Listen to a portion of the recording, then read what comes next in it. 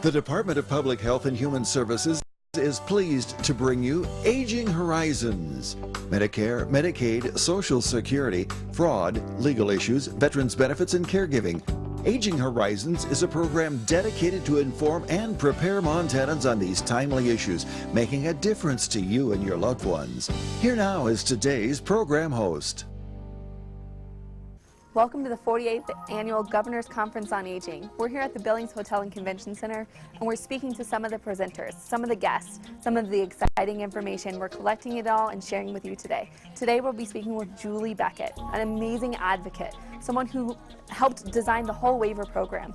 Please stay tuned as we talk to her about all of these interesting information and all of these great questions. So please stay tuned with us today. Questions about Medicare and other types of insurance? Contact the State Health Insurance Assistance Program office to get answers to questions like, what is the difference between Medicare and Medicaid? And how do you decide if you need Medicare supplemental insurance?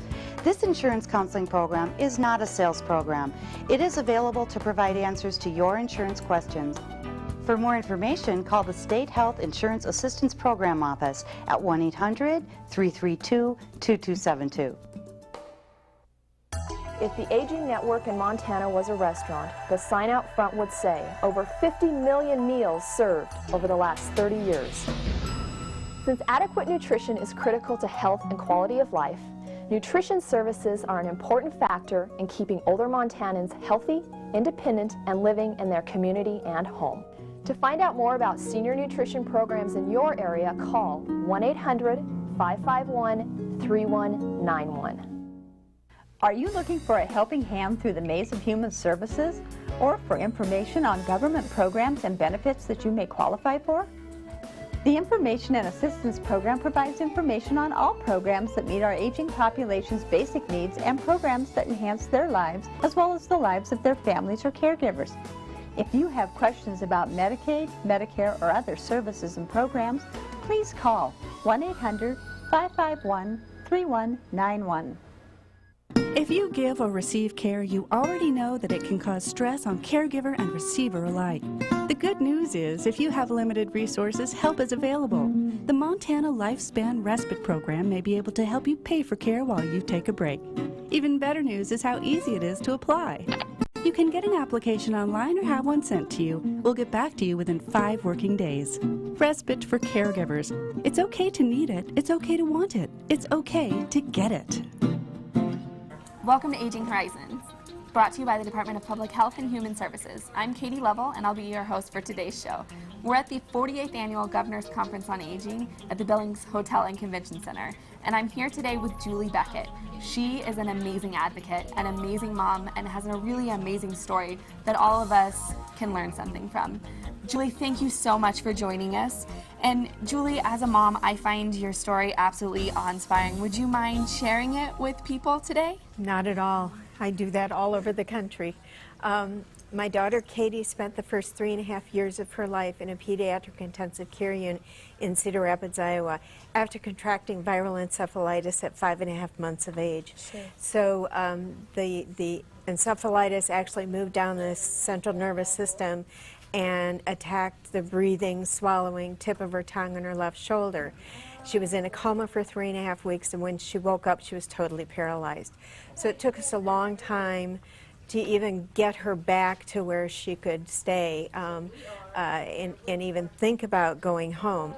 As a matter of fact, it was after her second birthday that the doctors talked to us about bringing her home, possibly, sure, ventilator and all. She was, at that time, 16 to 18 hours out of 24 on a ventilator, and it was just Mark and I. It was then that the social services people told us at the hospital that, in fact, we would not be eligible for Medicaid. Katie had come on supplemental security income, which gave her Medicaid in Iowa. If she came home to us, she would lose that because our income would count. So it took a lot of trying to figure out how we should support this effort, try to do something about it. I was a 7th and 8th grade social studies teacher, and as most people remember, as old as I am anyway, that I taught civics in 8th grade, and so I got up every day and told my kids that if they had a problem, go to their congressman. Well, that's what I ended up doing. Social Services was behind us the whole way, and had talked to the state Medicaid director about developing an exception to policy statement that would go through the Department of Health and Human Services. So we solicited the help of our congressman. And that was in June of 1981. We started it. He came to visit her, realized that it just seemed impossible that she had to stay in the hospital. Sure. And it was really a very nice kind of opportunity to work with the congressman. He actually did hand walk the exception through the Department of Health and Human Services, but received a rejection for that because Medicaid didn't pay for home care. Yeah. Well, at the time, it was a regulation that was wrong and needed updating. And actually, the Vice President of the United States, George H.W. Bush, was coming back to Iowa with Mr. Talkey, Congressman Tom Talkey, our congressman, and he hand-delivered a letter saying the doctors think she'll be fine at home, the mom and dad want her home, and it could save the government 1/6 the cost, because we had done a cost analysis on hospital care versus home care, and that became a really big factor in making sure Katie and others got home from the hospital, because the cost was a significant amount of money in the hospital, but at home, like I said, it was 1/6 the cost, and it was so much better because individuals with disabilities really do so much better at home. Sure. And that's the importance of home human-based services, is you don't realize how restricted they are in the hospital, and all of a sudden, you know, oh my gosh, they're doing stuff they never did. And so it's really it was an amazing story. But our congressman hand-delivered this letter, the vice president took it to the president. The president used Katie's case in a news conference. We were all over the television and all over newspapers talking about how this just didn't make any sense for kids. And then they realized it wasn't just kids. Sure. So actually the Department of Health and Human Services had their own little task force that put together a team that looked at any cases that came in via states. After a year and a half, they realized it took them too long to go through them, and so they started having states apply. That's why the state of Montana does have an elderly waiver, and it's supposedly a very good waiver. I've kind of looked at that and talked to people about it, and it really does help provide those home-based services. And I've heard that these laws are actually named after your daughter. They're known as Katie Beckett laws? Yeah, it's the Katie Beckett law, basically. We usually call them the Home and Community-Based Services waiver. Sure. But a lot of people call it the Katie Beckett waiver, which is really amazing. Katie came home when she was 3.5 years old, entered a regular preschool classroom that following fall. That was September of 1982. Entered a regular preschool the next year, went on through preschool, all through grade school, on time in high school, all the way to college, and even lived in the dorm in college, on a ventilator 16 to 18 hours a day. But she knew what she was doing, and she knew that's what she wanted to do, was be with the community of people who really cared about her. And Katie's advocacy is really something that has to be noted as well, because she had a large part in this. Very large part. She started testifying before Congress when she was 6 years old. Wow. And she changed a number of laws. She then actually served on a task force for the Department of Health and Human Services and Social Security to do a ticket to work, which was a law that was passed that allowed people with disabilities to actually go to work and earn income and not have it count against them, against their Social Security. So they could still get Social Security and still get income from their job. So it was really a beneficial. I mean, she did a great deal of stuff in her short little life. She passed away at age 34 in 2014. But you know, nobody could say, why did that child live? She just did. That's all there was to it. She had quite an amazing will and life that she really got from her mother. Julie, thank you so much for sharing that story. I've got more questions for Julie, so please stay tuned with us while I ask her more about waiver, more about home and community-based services. You mean I can get help paying my prescription drug premiums? Let me get this straight. I could be eligible for help with my family's prescription premiums even though I own my own home? And our assets won't be counted. If you're a Montana resident enrolled in the Medicare prescription drug program, you could be eligible for help paying your premiums. Call or visit the Big Sky RX website today to find out, even if you think you're over income. What do you know about that? I'm eligible. Every generation produces heroes, men and women who step forward to defend our country in time of need, no matter the personal cost to themselves. And though we can never fully repay them, we can make sure they have access to low-cost, long-term care when they need it. That's what Montana's Veterans Homes are all about. If you've got a hero in need in your family, call us. We can help. Here in Montana, we love our outdoor activities. Unfortunately, few of them are risk-free. Indeed, Montana is second in the nation per capita in head injuries that can destroy the lives of people we love. That's why you should insist your family always wear protective helmets. But you can do even more. When you fill out your vehicle registration this year, circle the Y and donate $1 to support traumatic brain injury prevention and education. Now that's using the old noggin. We turned the thermostat way down at night, but even so, when I saw my power bill, my jaw just dropped. My husband works 2 jobs and it's still not enough. The kids are cold all winter long. I just can't keep them warm enough. Don't let your family go without heat this winter. Energy assistance is available to both renters and homeowners. Call today to find out if you qualify. Your family deserves to be warm.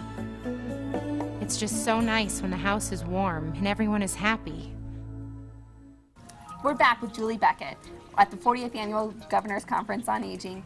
And Julie, can you talk to us about the importance of home and community services? You bet. I think one of the most important things is people didn't realize how institutional care, and that's even hospital care, changes the way a person can get well, feel more secure in their own life. And I think with Katie, it really proved so much within the fact that within 6 months she was in a regular preschool, really changed the attitudes. Because being tested in the hospital, the psychologist, educational psychologist, said she'd never fit in a regular classroom, never be able to be a part of real school activities. And that was not Katie at all. Sure. And the early childhood teacher who came to visit her and start working with her in January said, I don't know who this person tested, but it wasn't Katie, you know. And she just, it just went from there. And we realized that Katie, when they finally said in June that Katie could go to a regular preschool, I called the best one in town, and they said, oh, it just so happens that somebody just dropped out of that particular classroom. We'd love to have Katie. I mean, you know, it was the community itself. Sure. Mark and I bought a house. We were living in a condo. We bought a house. Katie had a swing set in the backyard. Not even a week later, the woman from across the street comes over with 6 little kids and says, you know, I watch all the kids in the neighborhood while people go to work, and I think you work out at the home, so I'd be glad to learn how to take care of Katie. I mean, you know, really. Sure. And it was really that whole sense of community. A lot of people wanted to make sure that Katie got what she really needed to get. And as she matured, that went on and on and on. Sure. When she was 16, she walked into a record shop and she asked for the Billboard, which is the, you know, the major magazine for music. And finally the manager said, how do you know all this stuff? She goes, well, I read Billboard every week, you know, what do you mean? And she said, would you like a job? You know, Katie was like, yes. You know, and Katie had a trait from the time she was 5.5 months old until the day she died. So it isn't like anything like that kept her from doing Sure. what happens. I think what was important for Katie is people learned from that, and we learned how to take care of kids and then adults with disabilities and then the elderly in particular. I think one of the things that's been so wonderful is we've been able to identify the kinds of services, adult daycare, you know, swimming programs that help them gain their stability again, and building those partnerships in communities like the like working at the YMCAs, you know, because most of them have indoor swimming pools. Sure. Well, they should have an elderly class so that people who have that stability issue can really get access to those kinds of services as well. And I think it's those kinds of things that we're thinking about now that we just didn't think about before. Sure. You know, adult daycare doesn't sound like much, you know, when we first started it, except now they play games, they have somebody who cooks. My sister Barb cooks for the Presentation Sisters, and she used to cook at the senior center. Sure. And the place was packed because she was such a good cook. Sure. So it was really, it's like how communities have learned to take care of people that have special needs. And the elderly have special needs just like people with disabilities. And it really seems to me that home and community-based services can mean so many different things.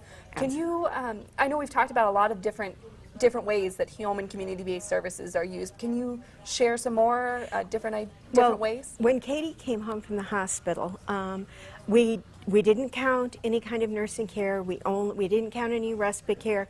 You know, yes, could we use it, but no, we didn't add it because we didn't want it to cost that much. Sure. The amazing thing was that when I started back at the University of Iowa, Katie got eligible for health insurance again. We'd used up $1 million policy on Blue Cross Blue Shield in less than a year and a half in the hospital. And so that's why she was on Medicaid to begin with. Well, with that, we learned that when I went back to the university, they couldn't deny Katie coverage because it was a large group company and she could be re-eligible under my policy. Sure. I only had to work part-time and I got full-time benefits. So then we had Wellmark Blue Cross Blue Shield was our provider of health insurance at the university. And I called him up and he said, you know, we could use a little help with nursing care because the Surgeon General had started asking me to go to different meetings, participate in different groups, and the congressman the same way. Well, it just happened with Katie, so let's make it happen for everybody. That's not the whole point. So it was really an opportunity for home health care to learn about not only taking care of older people, but also kids in general and people with disabilities, personal care attendants. There are so many things that can happen. Our biggest probably drawback at this moment in the community is transportation services, which you've resolved here in Billings, Sure. which I'm very pleased to say. Yeah. And housing is also another issue for a lot of people. And because Montana is a very large state and very rural, community has to be thought of as different. Sure. It can't be just, it might be a county program, it might be a regional program, but you know, to make sure that those things happen in a way that helps people stay at home and do better at home. Absolutely. And Julie, what are ways that families and friends can provide input? Well, I think that's the most important part of this whole thing is that families and friends really need to take what they know about how their family members live and how the community has helped them and explain that to people, especially people in power, those in the state legislatures, those in the United States Congress. Legislators and congressmen and senators love to get their pictures taken with people with disabilities, only because it shows them as this compassionate human being. Well, a lot of them aren't. They just don't know about it. And without families and friends telling them, they can't possibly learn. Sure. So it's having them over to the daycare so they can see all the kids, having them at an adult daycare, center, those kinds of things. So. Well, Julie, thank you so much. I've got more questions for you, so I hope you're able to stick around for a few more minutes. And please join us when we come back. We're going to be talking to Julie about the importance of civic engagement. Montana is a very rural state with very small communities, and I think it's very important that we get it out in those smaller communities that, yes, our older adults are having falls. It's very important to prevent these falls, and now we have a program, Stepping On, that can help them with that and teach them to have a better quality of life, live longer independently by themselves or with their spouses. We can use the Stepping On program to help prevent those falls and to make people's quality of life better. I enjoy Edith's company. I think that's a lot of it is company along with personal care. I really look forward to them knocking on the door in the morning because the days they don't come, I forget to get up. I don't have much incentive to get up. To me, a person stays happier, healthier, and lives longer staying in their own home. That is a most important thing. She's wonderful. She's like a grandma I don't have. I had a pain in my back. I just didn't feel right. I was short of breath. A pain in my jaw. I didn't have any pain. Just pressure in my chest. I didn't know it. I was having a heart attack. A heart attack. I could have died. Know these warning signs and call 911 immediately. Most heart attacks start slowly and are not always intense with the typical chest pain. New medications and treatments can prevent disability and save your life. Cover your mouth or your ears. Now use the telephone. For people who are deaf, hard of hearing, deafblind, or speech disabled, your state's relay makes it possible. Anyone who uses a standard phone can talk with this important consumer population. With Relay, it's possible. It's possible. It's possible for you to talk to me, for me to talk to you. It's possible! Dial 711 to use your state's Relay. Welcome back to Aging Horizons. I'm Katie, and we're still talking to Julie. And right now we're going to talk about civic engagement. Julie, so much of what you've done is really made such a huge change for not only Katie, but for the community as a whole. Let's talk about civic engagement. Why is it important? Why should we all be part of it?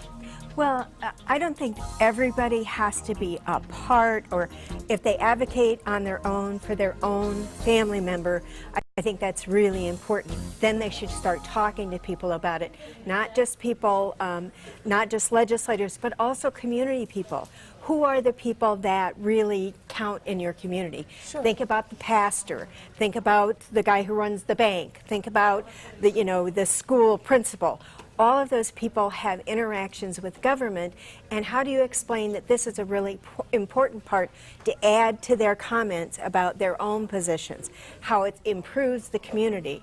And that's what civic engagement is really all about, making sure that people help other people who make decisions for communities, whether they're, working in state government or they're working, in legislatures or in Congress, helping them understand how they in fact put together services that can help kids, adults with disabilities, and families stay together and in their communities where they belong. Sure. I think that, like I said, I was teaching social studies, and 8th grade you get civics, or government, and my kids, I told them how important it was to know your congressman. If you have an issue, go to them and talk to them about it. And it was just nice that our congressman was so responsive. Sure. And I think a lot of congressmen people are, they just don't know how to take care of that. Plus, you have to keep it simple. Congressman Talkie said, just remember KISS. Keep it simple, stupid, because they really have so much on their minds. Sure. Roads and bridges and all that kind of stuff. And it's not just healthcare. And so it's knowing that they can do those kinds of things and be a part of what happens, and keeping them in the forefront. That's why inviting them to community places is really important, like a daycare center, like a school that has a program for kids with special education. All over the community, you should be requesting them to come for a visit, to learn about how these things happen. We heard Lance Robertson this morning, the amount of money that caregivers save the federal government. Sure. We should be able to get some of that invested in the communities that we have. Sure. And I was really pleased that Joan Taylor talked about these smaller grants that the Council on Aging provides for, because you could make an association with the YMCA. They could get the $1,000 grant and open a whole program for elderly people, sure, which I think would be such a blessing in so many ways to so many people. So it's really thinking outside the box, sure, and how we use value-based purchasing to really get what we need for kids and families. And I think being an advocate is so, can sometimes be scary and can feel overwhelming. Do you have any tips or tricks that worked well for you over your years of advocacy? Give me a call. I have plenty of them. No, there are a lot of tricks. I mean, it's always best to get to know the staff people first. Make sure you know, especially the scheduler by her first or his first name, so that when you call in, you go, "Oh, hi, Janie. How you doing today? Things better? How's the congressman doing?" And it really does help them understand. Plus, they have state offices, and it's visiting those state offices just to write a letter. You know, these days you can't send it snail mail. You really have to fax it in, or you take it to his office, and they will his or her office, and they will fax it in for you. Sure. That way, then you know that they get the letter, and you always get a response. And make sure you include a picture of your loved one. That's a big thing, because usually what they do is put it right in their desk, and when they go open that desk drawer, there they are. Sure. You know, oh, I got to do that. Or I remember she called. I need to do something about this particular issue. So those are the kinds of things that I think are really little key things. You don't have to go work the legislature like I have, you know, but I'm good at that kind of thing. Sure. I'm good at, and people remember Katie. So even congressmen who weren't in office at the time Katie came home from the hospital, because waivers are in every one of the states, that they go, "Oh, I remember Katie Beckett." And I'm going, good, because I'm Julie Beckett, Katie's mother. And it really does help a lot for us. So. Well, and Julie, if people have questions or things they want to run by you, can they contact you directly? You bet. Yeah, you'll have my email address. Yes, and and that we'll way put it up on the screen right now. Yes, and don't hesitate to worry about anybody emailing me. I'm always available and always there. That was the whole point of Katie's and my life. Sure. And we, you know, it's like Katie being in the room when somebody emails me about her, or emails me about their loved one, and I think that's really important. It's a way to keep her memory alive and working every day for time. people. Absolutely. Well, I love that your email address is Waiver Mom, but I think it should really be Mom of Waiver, because you've done such amazing work for people. Actually, there was a physician in the state of Florida. I did work for the Florida State University at one point, doing their prescribed pediatric extended care regulations, and he introduced me one time, and he goes, "Just remember, her name is not Julie Beckett Waiver." And so from that point on, it's been Waiver Mom. So I just live with it. I love it, and it's really nice, because I get letters from families who say, "Are you the real Waiver Mom?" You know, and you're like, yeah, you know. And I have a good friend in North Dakota, and the first time she came to a Family Voices meeting, I was co-founder of Family Voices as well, a national grassroots organization of families and friends working for kids with special health care needs and disabilities. And it was so funny. I went up to her, because I talked to her on the phone, and I went up and I said, "Hi, Deneen, I'm Julie Beckett." And she looked at me and goes, "No, you're not."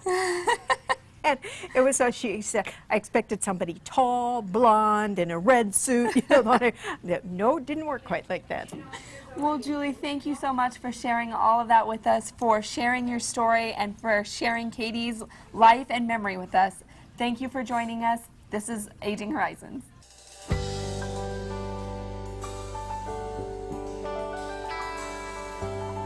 Special thanks to the Department of Public Health and Human Services for their continued support.